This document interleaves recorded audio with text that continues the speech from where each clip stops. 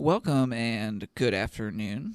I'm oneFreeFitz. I'll be your restreamer and doing commentary today for a submission for Prevent-a-thon 3 featuring KnuckleyKong versus KnuckleyKong. That's right, it's a solo showcase. So what are we going to see here? Well, Final Fantasy VI Worlds Collide is a open world randomizer for Final Fantasy VI. That means we're going to start with the airship. We're going to have access to the world of Ruin and the world of Balance. And we will have to defeat Kefka. In order to do so, we have to collect or meet certain objectives. In this case, KnuckleyKong has selected finding 6 characters and 9 espers. Once they do so, they will be able to go into Kefka's tower. Additionally, they have added another objective to skip into the back half of Kefka's tower. They can obtain this either by recruiting Umaro. KnuckleyKong is a big Umaro fan, or finishing 24 checks, which are really dungeons, dragons, or particular story events that reward us with goodies.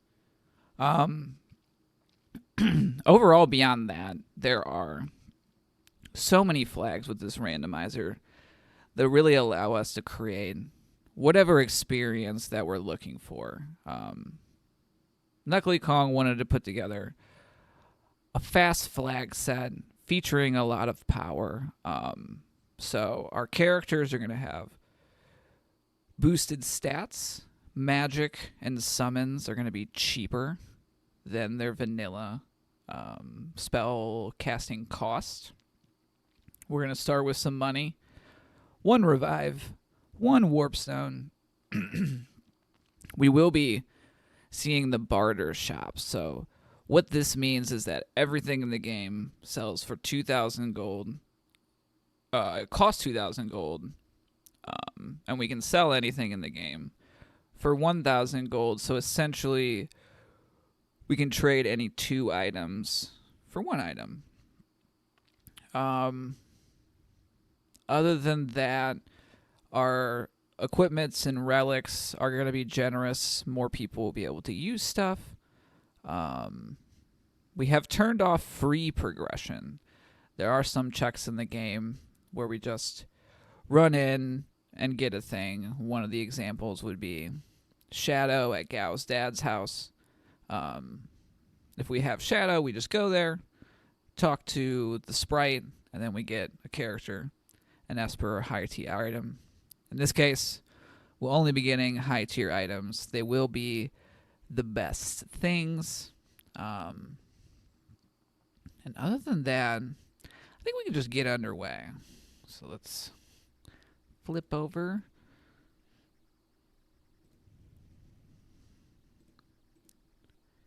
And get started.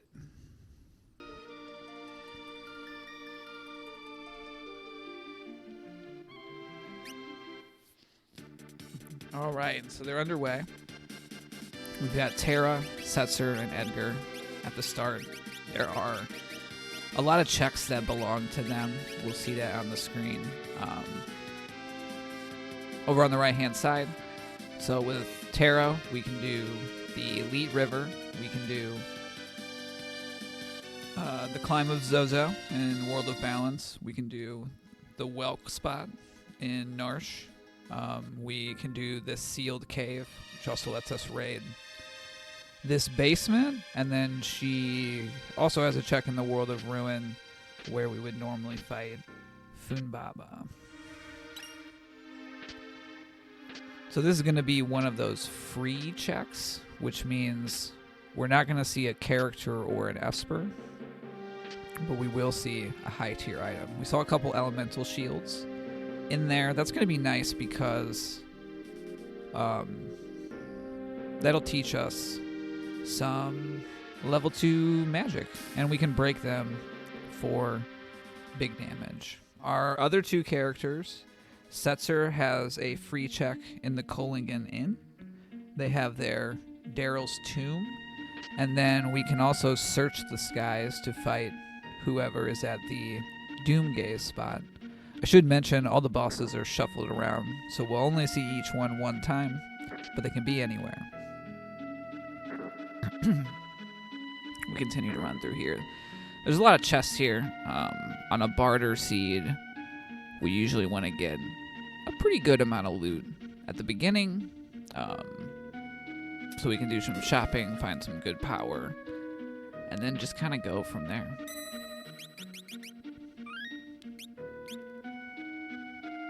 I think we're going to, yep, okay. Getting our first save.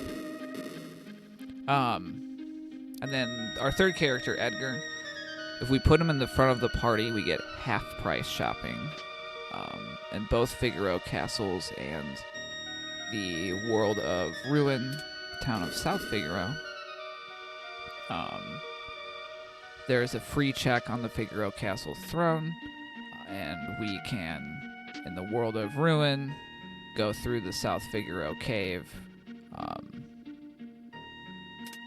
bring Figaro Castle back to the surface by fighting the basement monster, and then go explore Ancient Cave. One of the things about Worlds Collide is that characters are what unlock more places to go do stuff. The exceptions of this, there are some checks that are character agnostic. We kind of see those down at the bottom. The Tritalk fight,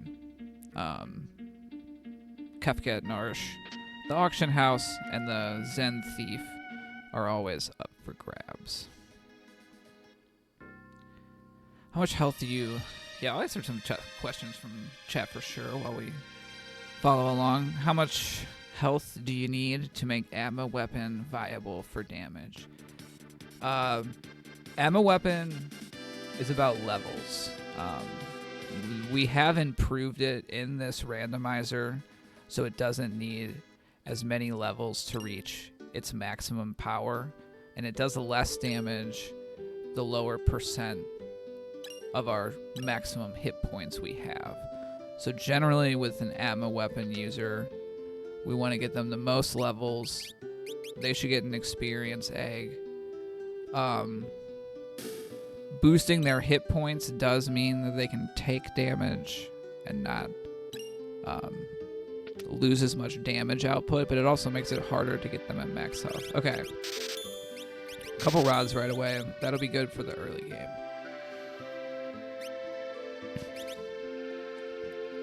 Saw 4 shield for sale. That's like a later. I would write that down.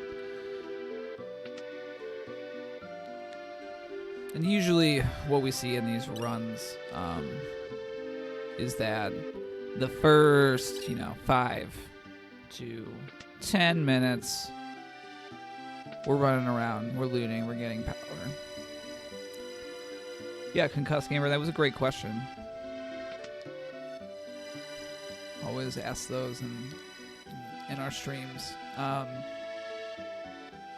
Valiant Knife is also...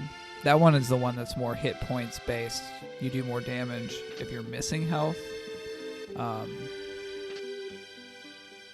Those are really the two weapons that have like hit point based interactions. And so for like a Valiant Knife user, we want them to have as many hit points as possible so they can have like 1,000 health and do a lot of damage and still not fall over all the time.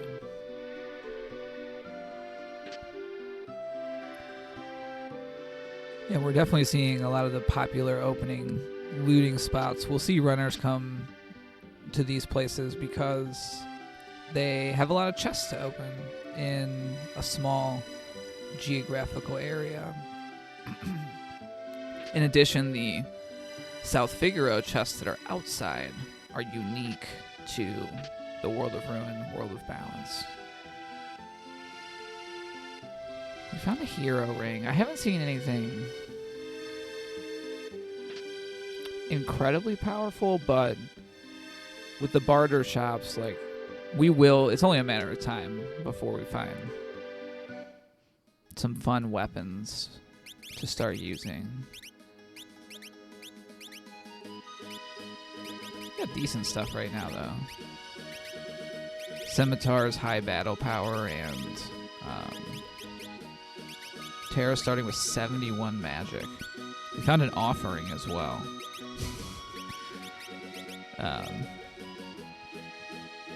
Stunner has high battle power and proc stun, and then the Man-Eater is more situationally useful. It does extra damage against humans,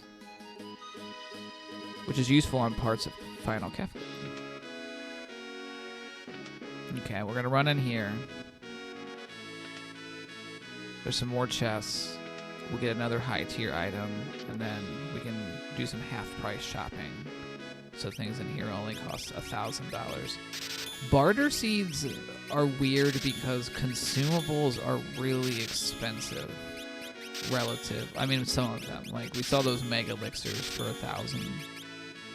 But things like Phoenix Downs, Revivifies, are like status restoring items are kind of more expensive. And also, like, tents and sleeping bags cost as much as Illumina, so it can be tricky to know how many to buy. Or even like a Warp Stone, again, costs as much as an Illumina, so we tend to be a little bit stingier in the beginning.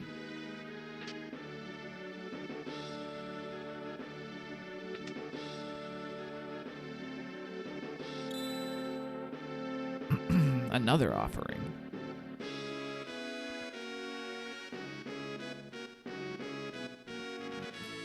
So yeah, at some point when Knuckly is feeling like they've got enough offense, we're going to see them likely pick a fight somewhere.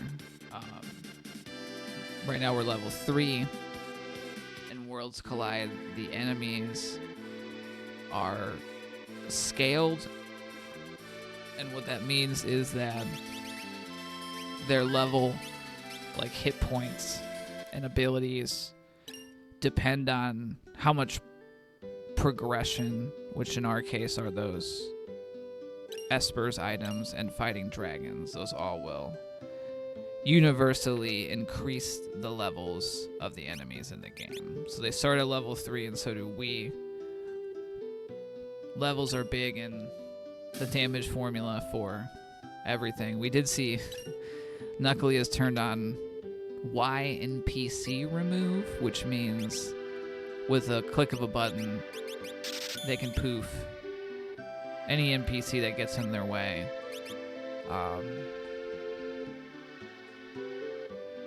This includes like weird things like, ooh, there we go again, doors. Certain doors are NPCs.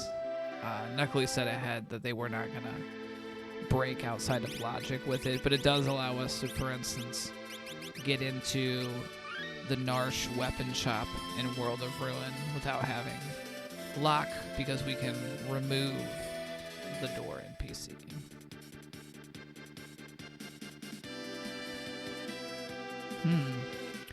We might start off with the lead river. That's a way to like kind of combine getting those early levels with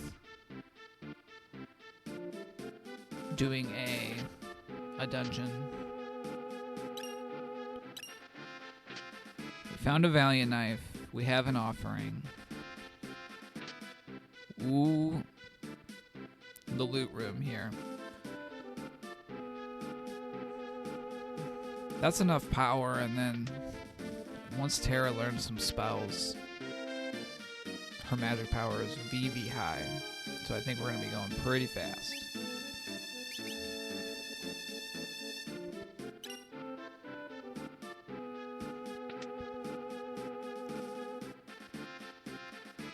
I do want to give a shout out to KnuckleyKong. They're a newer runner. They've been playing this game for a few months now, and I love to see our newer runners putting together submissions for marathons. It's a really fun experience. It's a great way to do a good thing and share this game that we love with more people. So, shout out to Knuckley for doing it. For a lot of marathons, you don't have to be top of the leaderboard to submit and get in. They're really more looking for just being able to consistently hit an estimate. So, like, if you kind of semi-casually, like, play Worlds Collide and don't race as much, but you can get under 2 hours pretty much every time, you're ready to submit for marathons. Alright, Lead River. Normally a lot of runners don't like to come here because it's kind of long, but we don't have free progression, and so this is actually one of our few things we have available that has fights as a part of a dungeon. We can always take off our Moogle Charm and take a fight somewhere too. But these fights are going to help us get off that base level. They're going to make our... Oh, Terra... Wow. Blitz. They're going to make our physical damage users much more impactful. Will give us more hit points so we can survive a hit. And then we're also learning some spells off of those elemental shields. And these are some nice fights to get off the ground. I will say, compared to, you know, normally in our kind of default racing flag set, enemies are going to go up like 2 levels for every character Esper or dragon that we encounter. To sort of counterbalance a lot of the, like, power that Knuckley has given themselves access to with the flags, they have significantly increased the scaling, and so enemy levels are going to go up 3.5 per check. And so, like, normally if we did 2 checks, enemies would be level 7, they're going to be level 10. So, like, the enemies are going to scale quickly. As long as we keep up with that, it won't really be an issue. But it does mean that, like, bosses are going to start getting up into their harder hitting, nastier tiers sooner. Oh, sorry about that.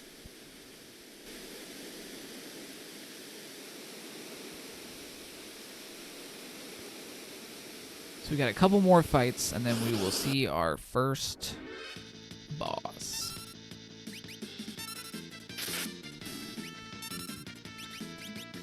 Gus Cameron in chat pointing out the Cursed Ring, it does allow us to learn, it teaches X Zone, and that can be very useful early because most of our, like, grind fights are weak to instant death. That being said, I think Knuckley's got the power here to not really need it.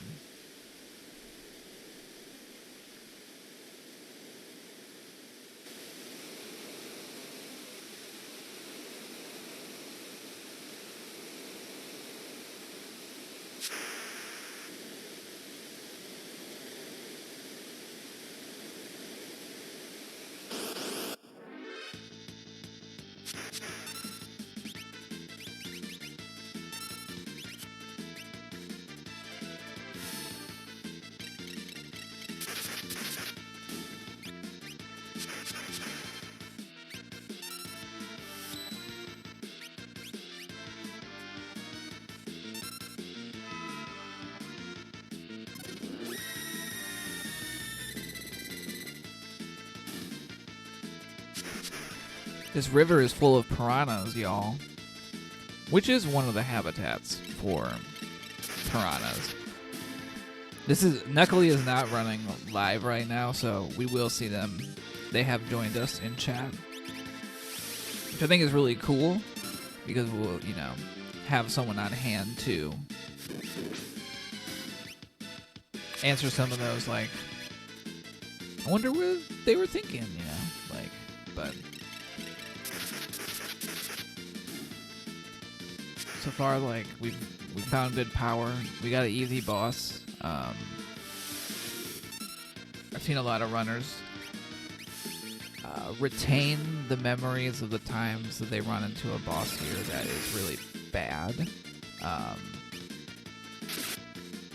there are plenty of times that it's just fine, and we get through.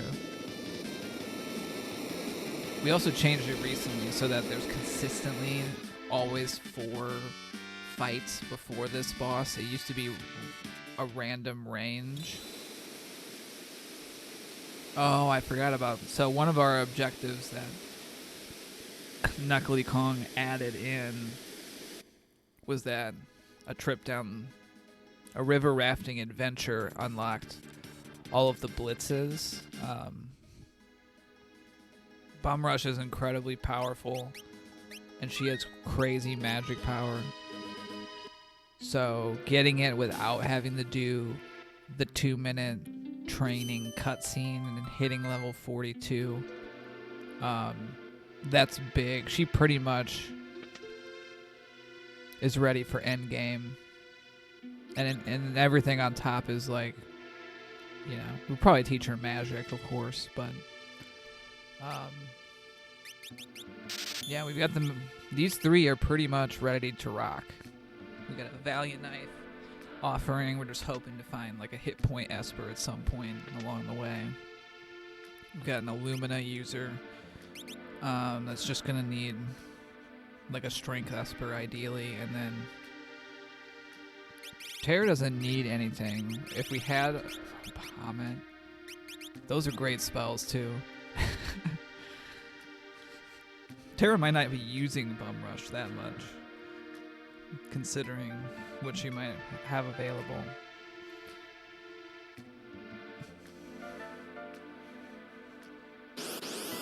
We're seeing our first character here. The Wild Child.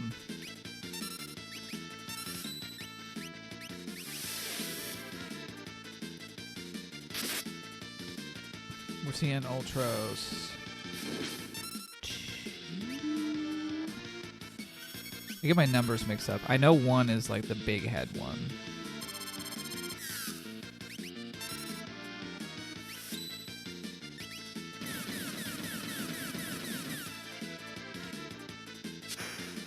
It is nice having the reduce flashing flag so that we don't. Normally, okay, well, we can set an objective to unlock Magitech however we want in the our league flag set. You have to finish the Magitech factory, so riding the minecart and fighting those 2 bosses, and once we do that, we unlock the final 4 things. So our Confuser, our Expert, Tech Missile. And there's another one. Yeah, I saw how Gao had Magitech and Health. Can't unlock the full Magitech. Health is healing. So they're already useful. They're probably the least useful. Now Gao also has 2 checks. One of them, we have to have dried meat. We have to go down to 3 party members, and then we fight stuff on the belt until something appears, and we throw the meat at them, and then we get a thing. The other one is this one here. You go in the cave, you get the helmet, you jump underwater, and we fight some fights. There's a couple of chests we can get along the way. Usually my path through here is I go right first to get that treasure chest and like heal or switch espers if I'm trying to teach them stuff. And then left, because there's another treasure chest on the right side, but it's a lot more walking. If I, Mr. Thou, yeah. If I don't need to heal, then I'll just go double left. No caves.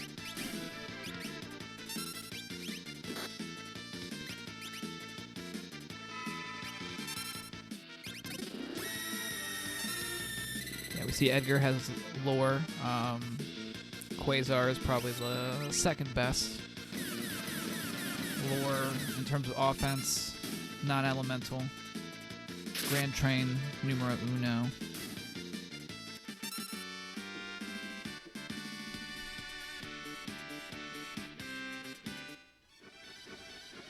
We're going to see really big experience points numbers pretty fast here with the scaling going up faster. That just means enemies also will give more experience. It adds like challenge, but also I think it adds early challenge.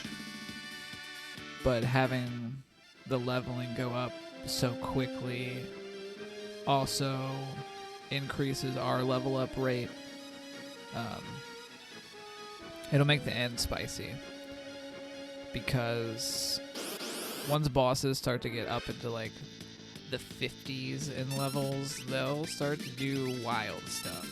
Like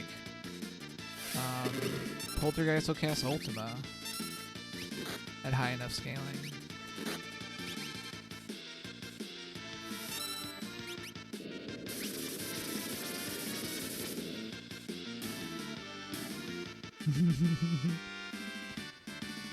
Yeah, Gao is an interesting one. We do have level 55 max scaling, so we will get up into the highest tier of abilities, especially if we do the 24 check skip.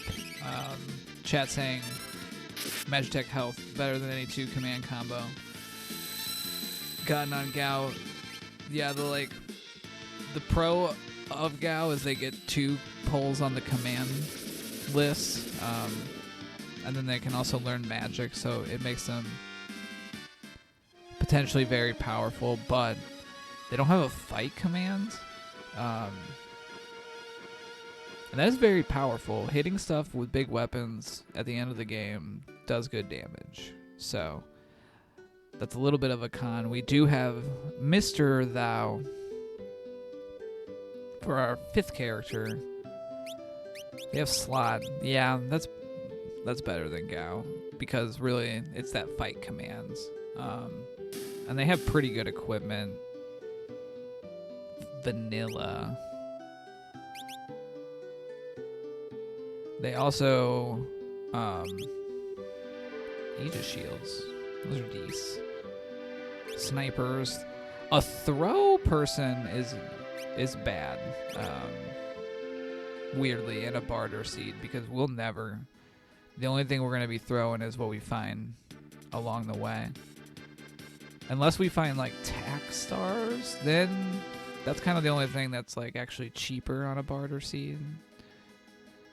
I'm gonna get this Setzer freebie. Picking up Cyan unlocks. We've got the Doma Siege.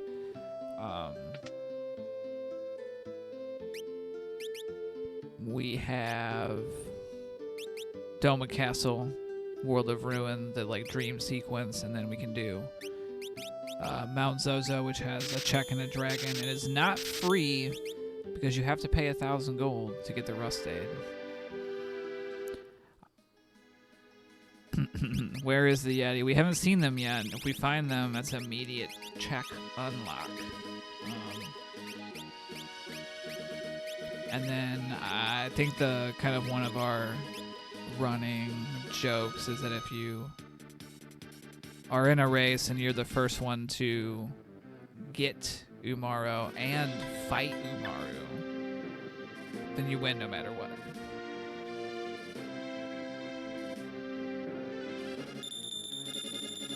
Yeah, KnuckleyKong is going to show off knowledge of those free heal spots because we can't just buy cheap piles of sleeping bags to refresh our party out.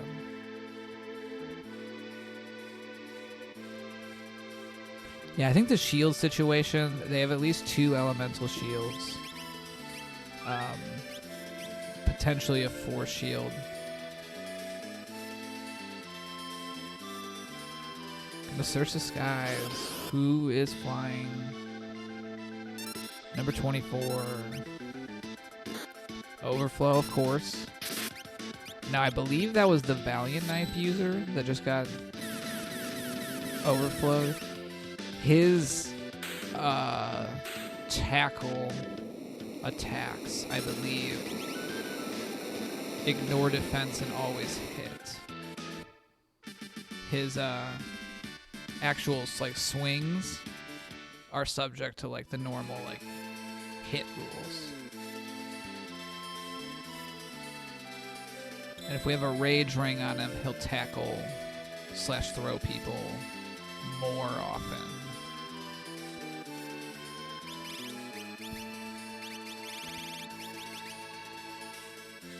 Yeah. Umaro, magic power +1, we love it. On Asper always. The Umaro is a polarizing figure. We certainly, our runner today is a known Yeti lover. They consider them an S-tier character. I have a very neutral take in that I think they shine at what they're great at, which is hitting stuff. I think where they, unfortunately, the drawback is Final Kefka, they just will do bad stuff. They will trigger those medios. They will trigger those bad counters.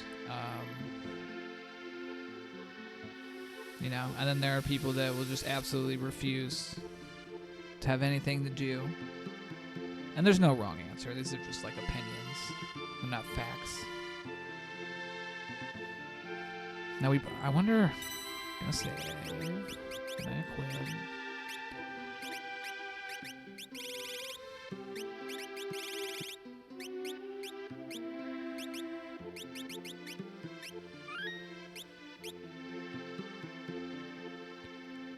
It is what run buffering is for, but like that still only gives us like a certain amount of control.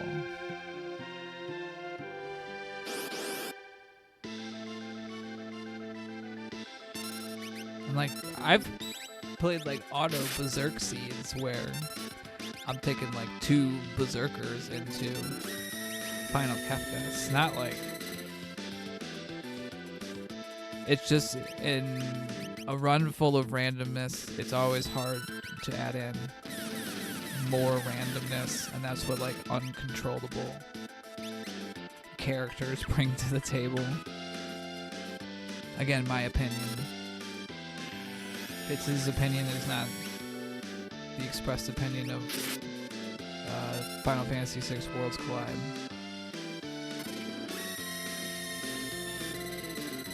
Seeing Fubaba here, we don't want to use lightning on them. They can punch pretty good. They will use like AoE lightning, but you know, Bum Rush is hitting for 9s already.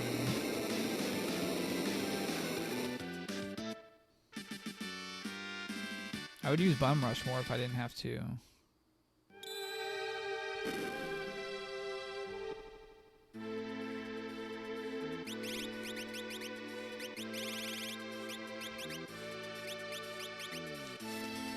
I can try physics, but like we don't really have a 1-player layout, and so I had to grab something. Hold on.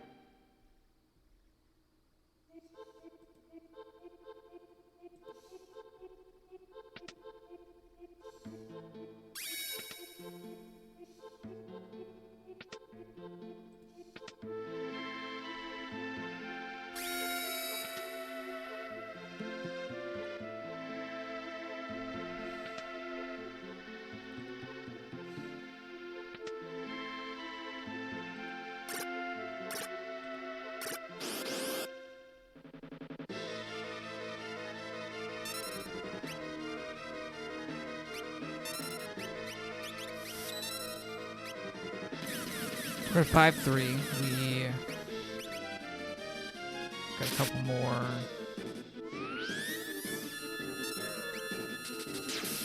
Couple more ESPYs.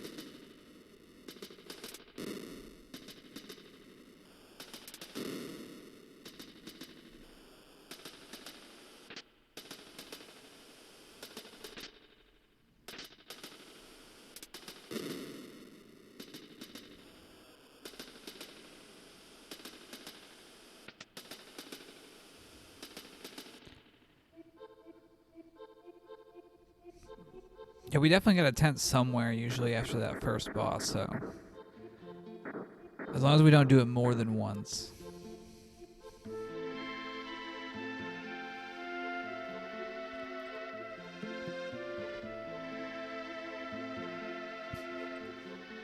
Okay, well, that's good enough. Switched up the backgrounds. So there's not the old website anymore. I was just using the like shared assets thing.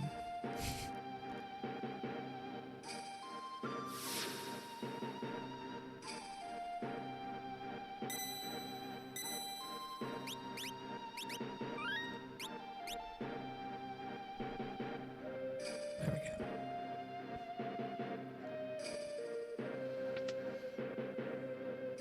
So yeah, we got one more boss. We got to see, because it was not a character, we know this will not be a character reward from the dream. We've got Narapa.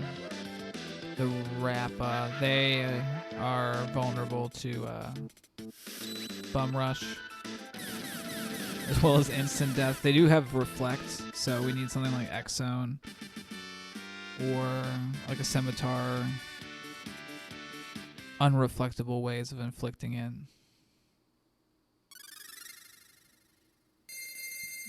And then we can run back in this room to get an additional reward. The game doesn't tell you, but you also just get a free aura sword, which is not great, but it's worth like, well, this is a barter seed. It's worth 1,000 gold, but normally it's worth a decent amount of change. So we got a couple of espers. Siren is nice because it casts mute, and that's useful against one boss in particular, which is Final Kefka Tier 2, the back part. I think White Dragon can also be muted. That's their, like, cheese.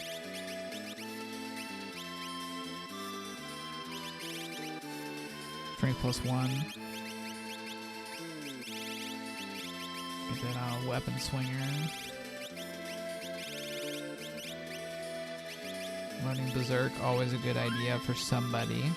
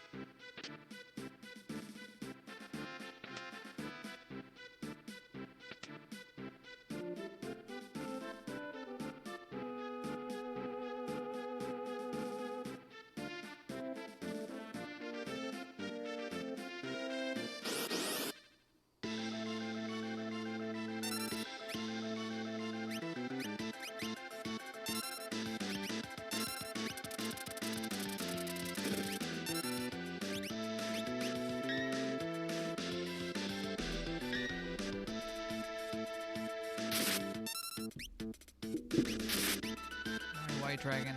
It is weird. I see a question there about white dragon. Well, Senior Behemoth shows up there too. It's basically anything that you can learn a raid from can definitely show up there.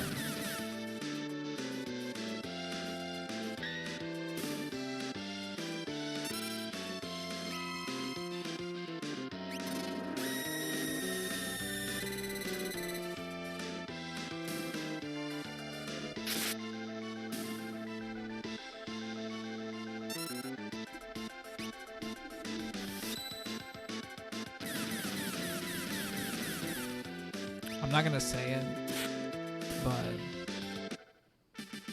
because we have seen the bosses are in other places, but that one was definitely where it was supposed to be.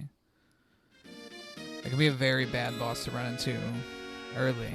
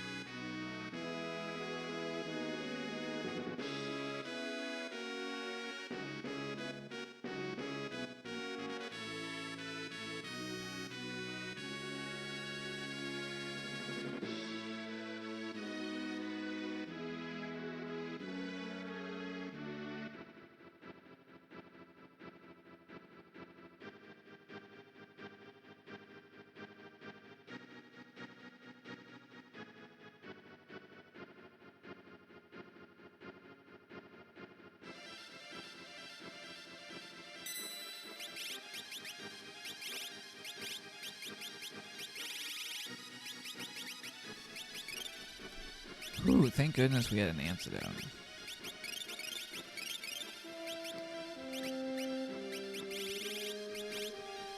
Got another Esper there. Head quick.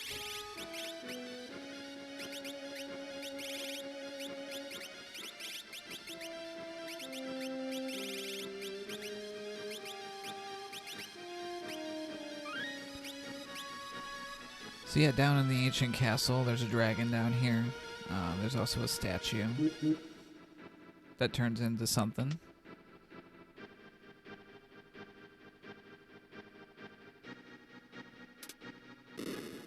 And then I imagine after this, we're in the World of Ruin, yeah. I mean, there's Mount Zozo. That's another check in a dragon. And we also have the Dome of Siege. Sense. A thing about basically the way that like logic works is that new characters have a higher chance of leading to more new characters. So if we're looking for characters to get like our 6th one or to find a Yeti, we should chase our freshest characters checks. If we're looking for Espers, we should probably fish around in like our opening characters checks. It's not like a 100%, it's more of like an increased odds type of thing, but there's just something interesting about kind of how logic works overall. Another Esper. So we need 1 character and 2 Espers to be able to enter the final dungeon.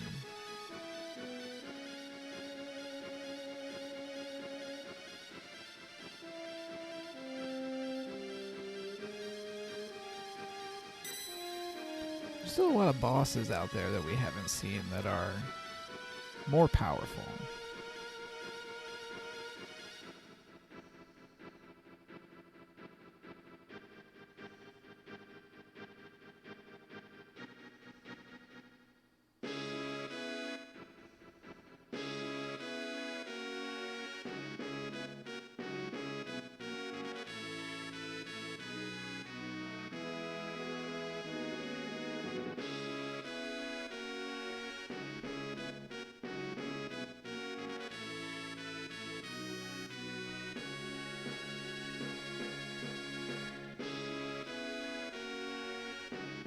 And Knuckley's got a pretty solid pace going on here.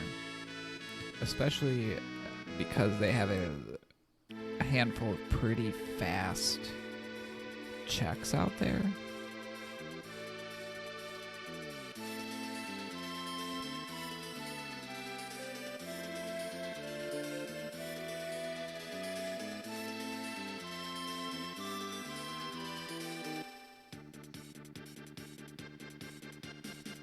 And we are heading to one of the fastest ones in the game. You just run in here and then boom, boss. And then optionally you can fight those enemies on the outside. Ooh, strength +2. Gonna want that on our Illumina swinger or anyone that's using webs.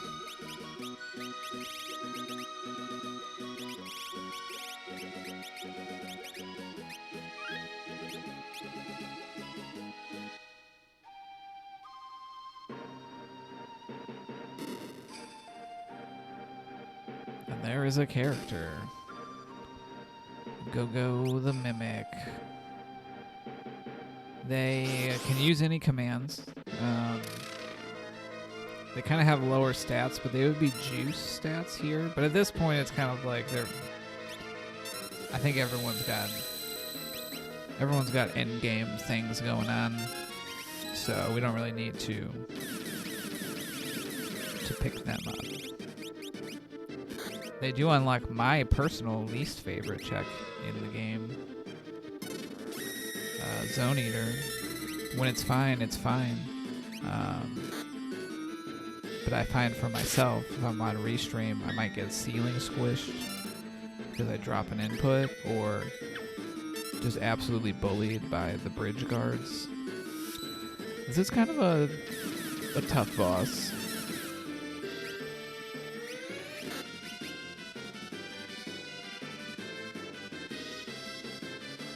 Yeah, it's totally fine to avoid it, except for like the times that it presents a faster and easier path through the seed.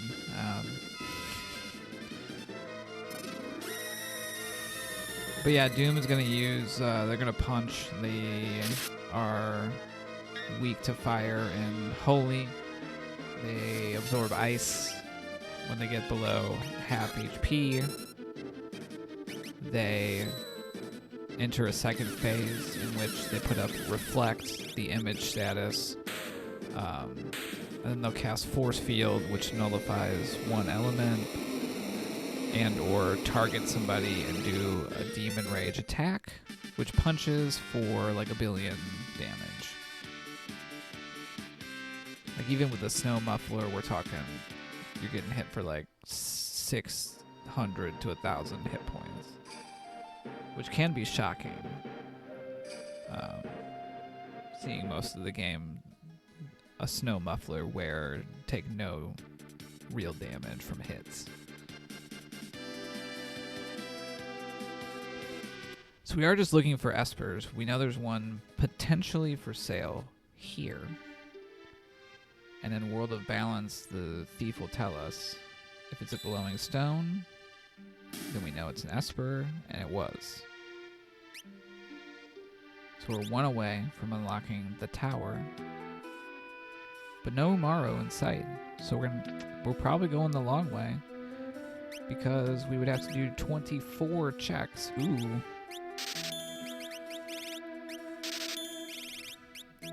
Fantastic finds. We can turn 2 mithril knives into an Illumina. Cleaning out that inventory. Oh, bucklers. 3 of them, you say?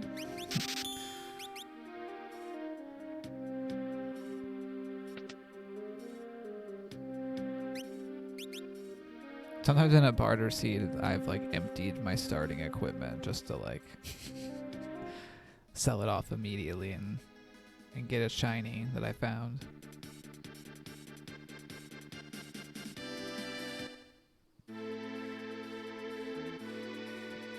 So we've got, this is really where like, this is another good place to go. The Tritox spot is an esper or item only, no chance of a character. We got a free heal.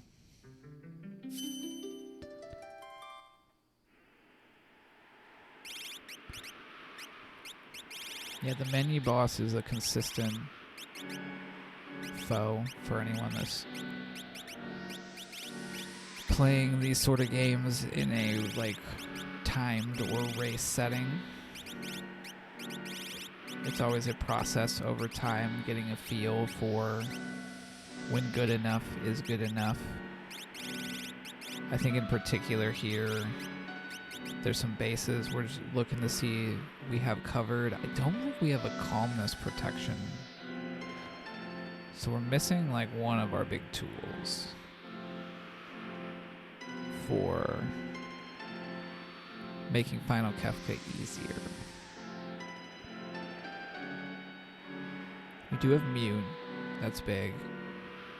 Instant death is useful, but if we're hitting things for like all the damages, it gets a little bit less important.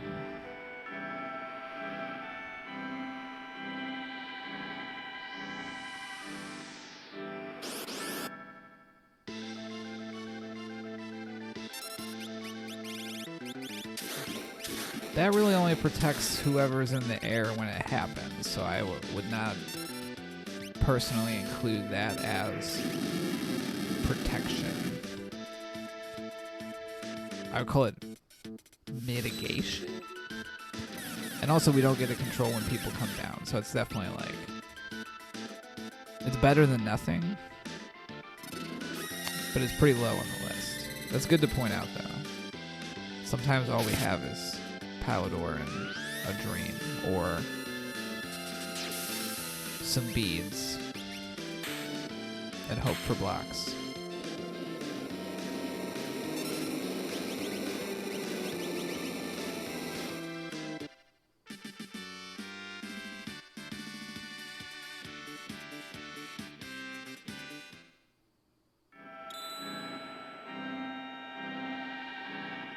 Ragnarok cool, but like, we can't use it.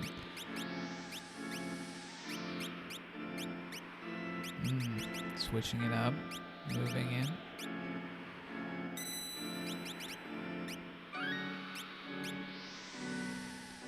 Yeah, we do have offerings coming out of our ears.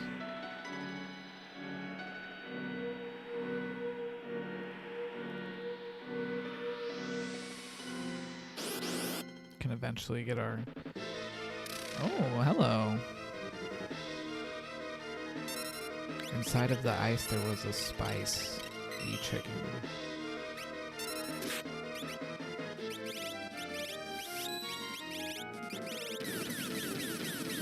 Now with the VK and the Ragnarok, we're going to want eventually those folks to be in the front row to help maximize their damage. But I think the bum rushes are going to be pretty sufficient. And I feel like almost everyone's wearing Minerva's blasted. In a 4-party fight against Poltergeist, the Stop Blaster is actually a pretty good outcome. In Kefka's Tower, it can be absolutely devastating if it's on your like only useful party member in that lane.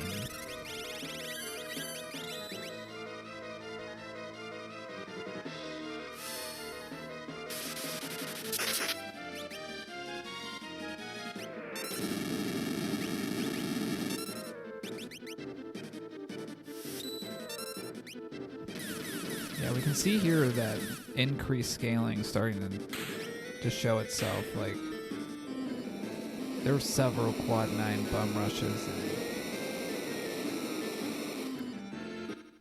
Spicy Chicken kept standing. Our in-game type class bosses are gonna have,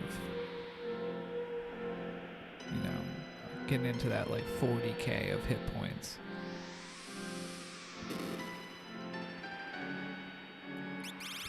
We got our final Esper. So that is our unlock. It's nice doing it here because we have a free heal there if we wanted it.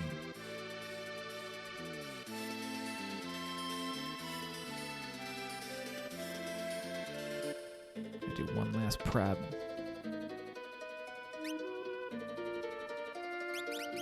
Nothing like incredible, but a couple of sleeping bags will be useful, and more Phoenix Downs. So I think it's a wise move to stop at an item shop and restock. Yeah, enough bags to get to the tower.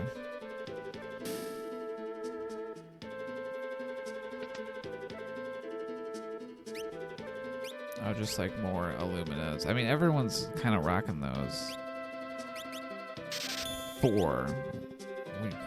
More. 5.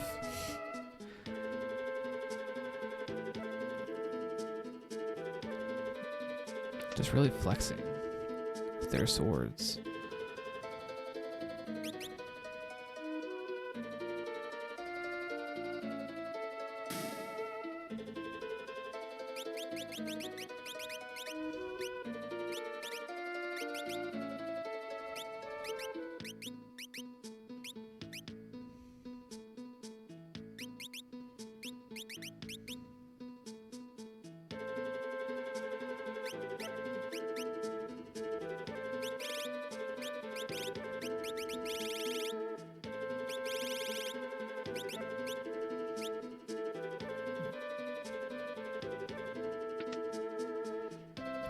I didn't know we had an experience egg. I must have missed that.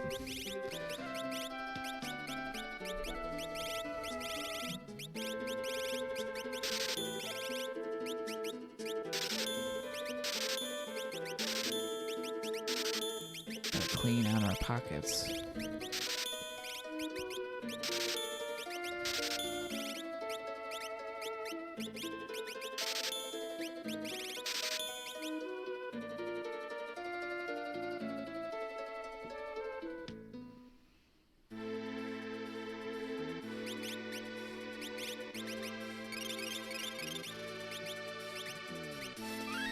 Heal up. Unfortunately, no Yeti. So we have to do this the long way.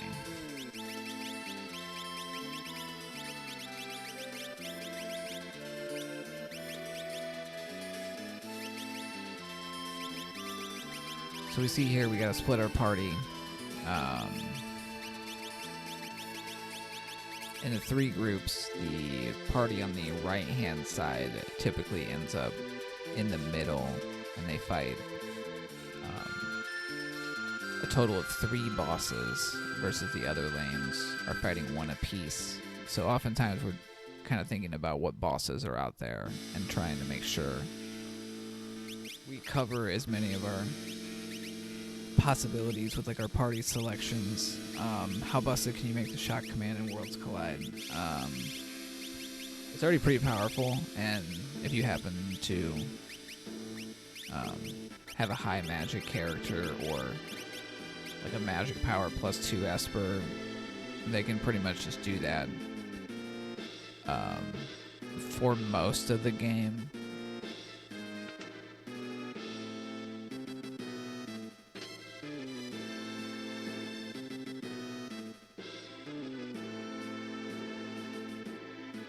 So like Terra started with like 70 magic power. Shock for her would have been incredible. I mean, getting Bum Rush pretty early is also fortuitous.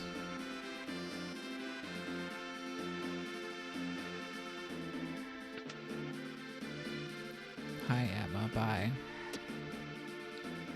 We can fight them for a save point and a high tier item. In kind of in the League flag set, yeah, Shock is an excluded command. shock and possess. And in our like new player flags, shock is in there.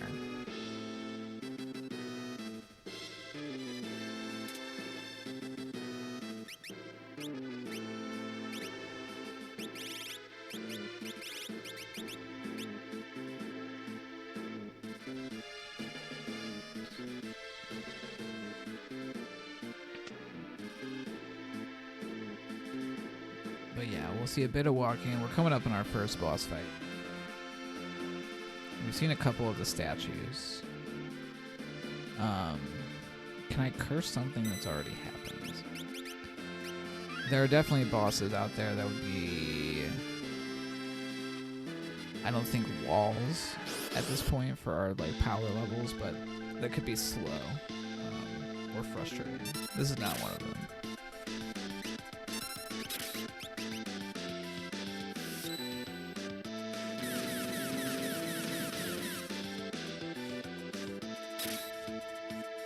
I do have a lot of hit points, though.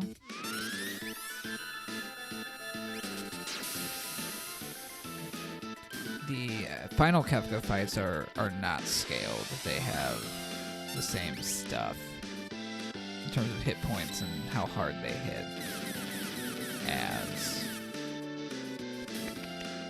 vanilla. There are flags. You could change that if you want.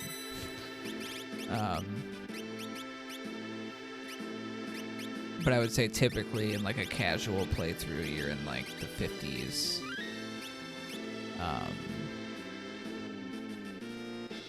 Which KnuckleyKong is approaching due to the higher scaling. So I expect, and when it comes to Final Kefka, we'll see closer to what would be like the vanilla experience of having a very powerful party. But the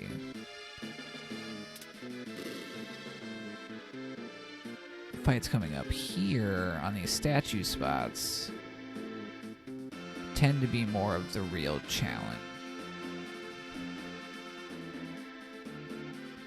When our levels are getting up in like the 50s.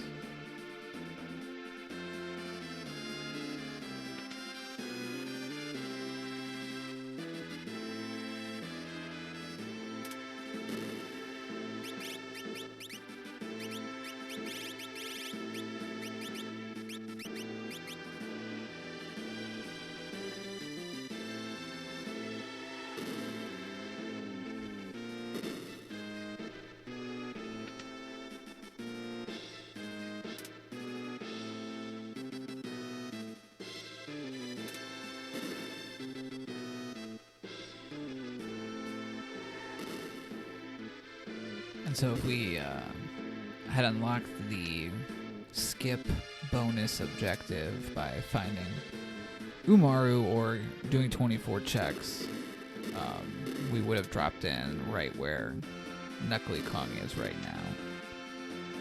So it saves about 5 minutes of walking in that one boss fight. So it can be advantageous in the right conditions. This is one of the guys I was talking about. I think we learned Berserk. So we could shut down their nasty spell casting. But I think Terra could just slug it out. Probably picked up some Minervas at one point.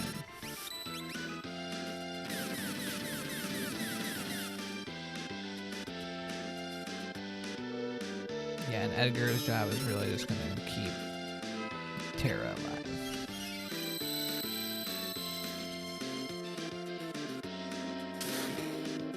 Ooh, single target.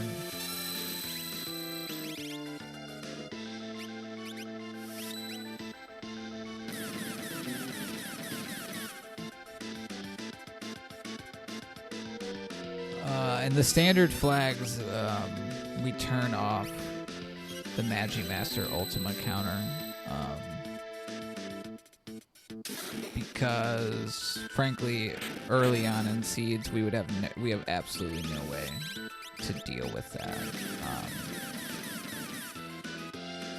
So they won't do it.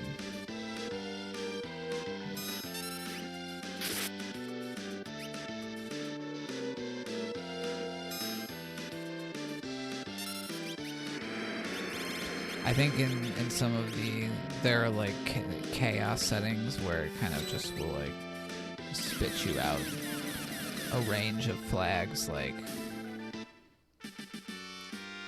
I don't think the regular chaos will, but the true chaos settings will start to mess with some of those like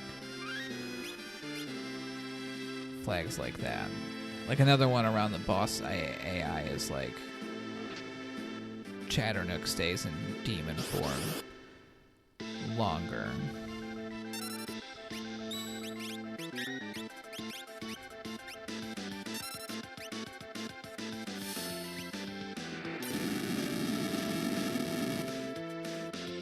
Well, here is Maru the boss.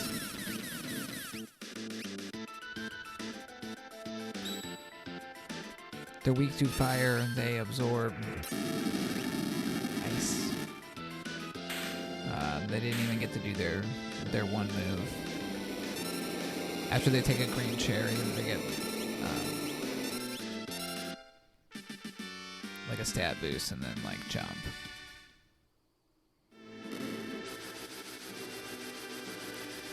I mean, that's a lot of chaos to have random ultimate counters.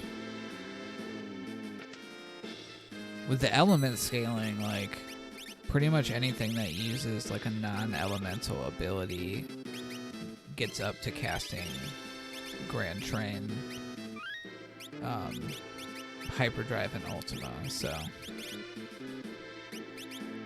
there are other ways to get there, too.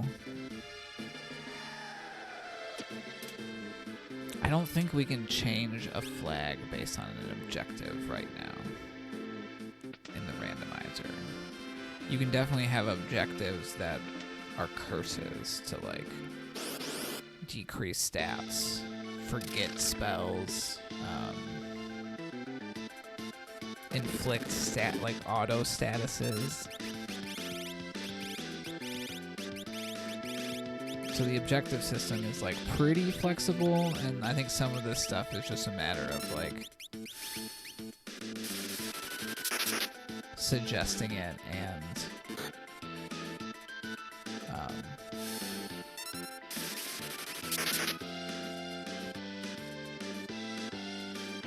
it getting into like the development backlog. I know our Warring Triads flag set after a certain number of checks turned on.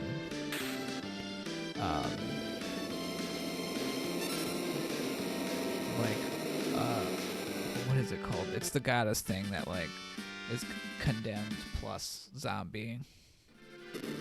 And so it was like after 7 checks, your party got overcast. Auto overcast. And that was interesting. Most of the time it didn't matter, but then on Final Kefka it would.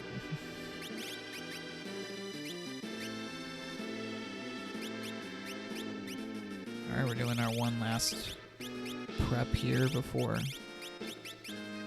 Final Kefka. We'll want to make sure we got like our maximum power going on. Oh, I forgot we have a statue still. Gotta fight that. Well, also, if we have any espers that we can summon usefully, we'll put those on too. Tunnel armor, it's pretty much always a pushover.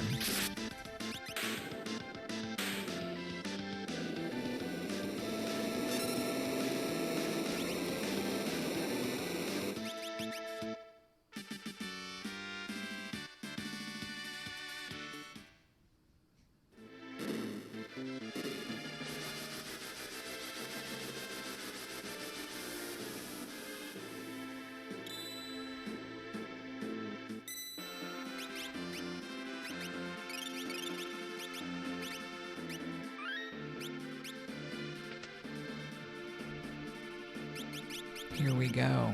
Well, a fun game we like to play is predicting when we're going to get that crack pow. When are we going to beat the final tier? Stepping on those final switches. Based on our power, we're going to start the fight in like 20 seconds. I'm going to guess 1:19:15.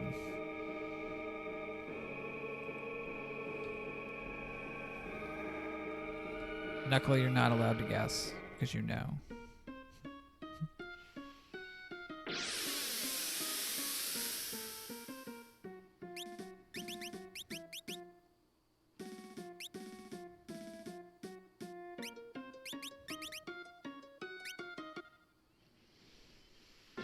So here we go. We got 4 tiers here. Tier 1 hits very hard.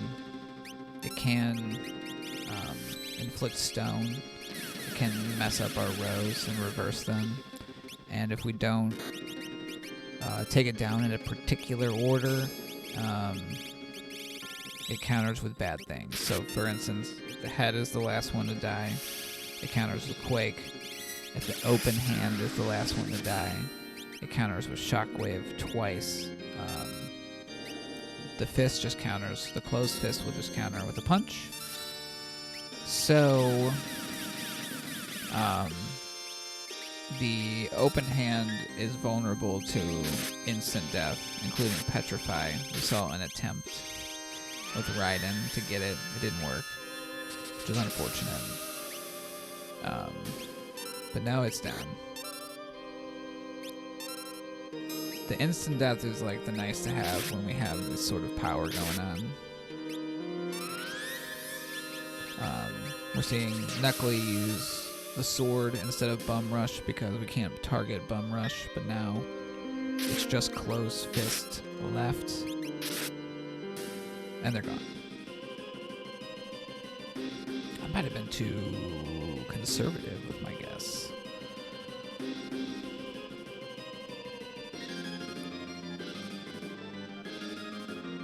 Our lowest time on the board is like 1:18:35, so.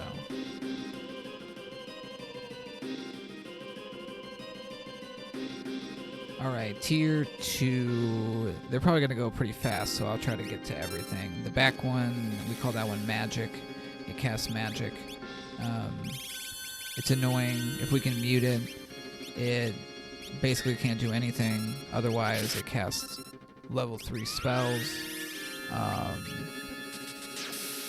On the whole party, it will also, once below half health, start countering with quarter and dispel like a bunch. Heading to the front bottom, we've got the tiger, known as Tiger. It does a lot of bad things. It can zombie. It can do that North Cross attack, which freezes the party. And when it gets into less than half health, it will start doing Flare Star and worse attacks. It's weak to ice and holy, so we usually try to pile on the damage and take that one down first. The one on the front, the blue guy that's hits, they can be stopped, and their death counter is 10 hits, which will do around 300 to 400 damage to like a back row person per hit. Front row people are going to take more in like the 600 to 800 depending on armor. The one in the middle, that one is tools. They use a bunch of kind of like tool-based attacks like diffuser, grav bomb. They are vulnerable to instant death, not petrify, so no break, and lightning. Let's say we got 10 hits. The main thing here is like if we were to take out hit and magic at the same time, there can be a combination where magic does quarter first and then 10 hits goes,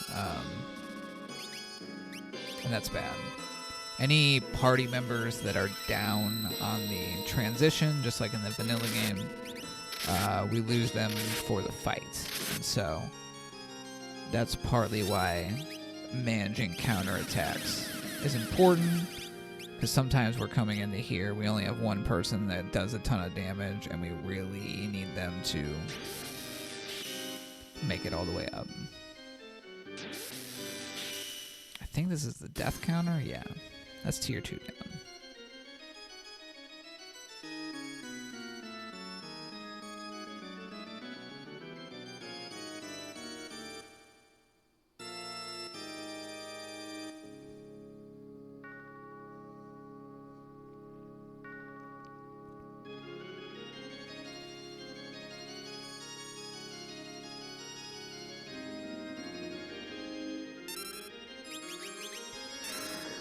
Tier 3, so we have 2 targets here. The floating feminine figure we call girl. They're gone. They do Pearl Wind, and they will cast Life 2 on the other figure, and that's the sitting one. We call them Rest. They kind of do not so harmful stuff when they have over half health, as we're seeing right now. When they get under half health, they can counter with Meteor, which is a very powerful AoE. It has a chance to miss. We do have Life 3, so I mentioned Calmness Protection. When Rest goes down, they can use a ability called Calmness 1 to 2 times. If it hits, it is an instant knockout. And because it's a death counter, we lose that party member. But Life 3 helps with that. It's not 100%. Kefka can be mean and counter twice on the same person.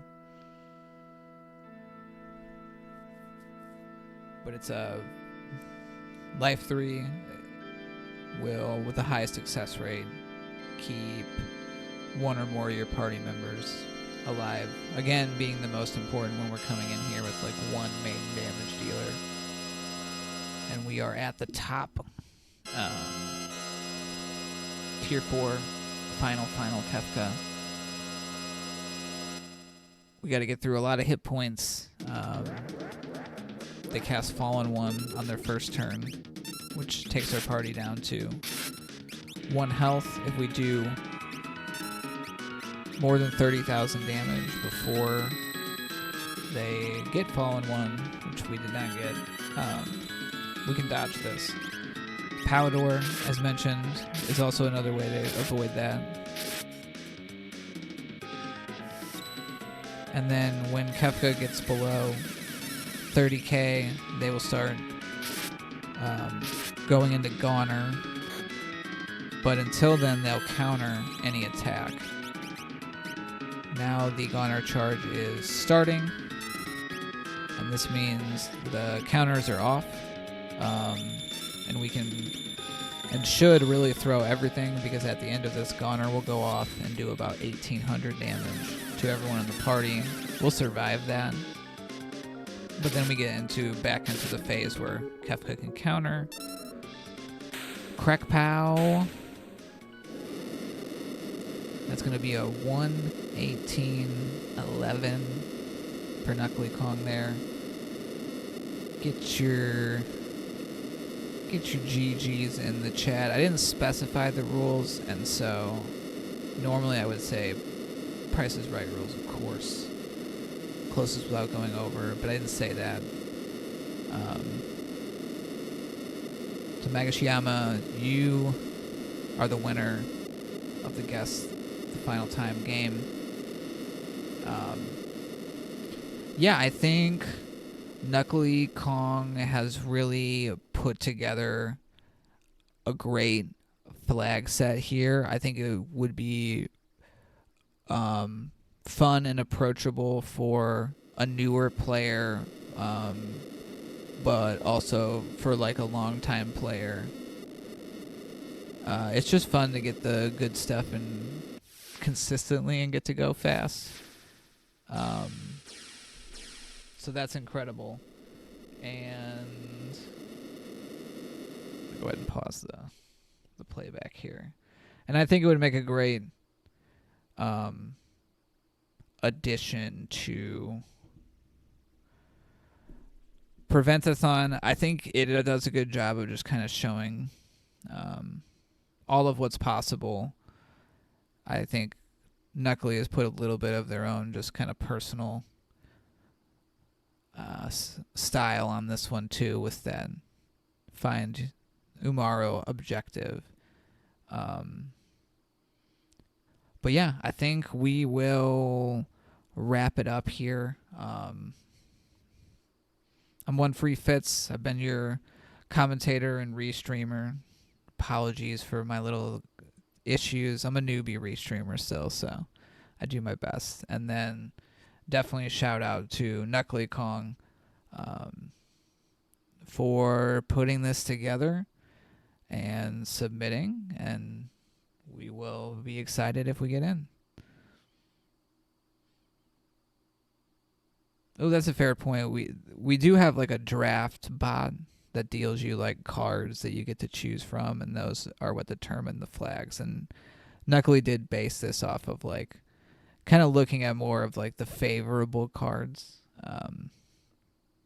because there's really mean ones in there too.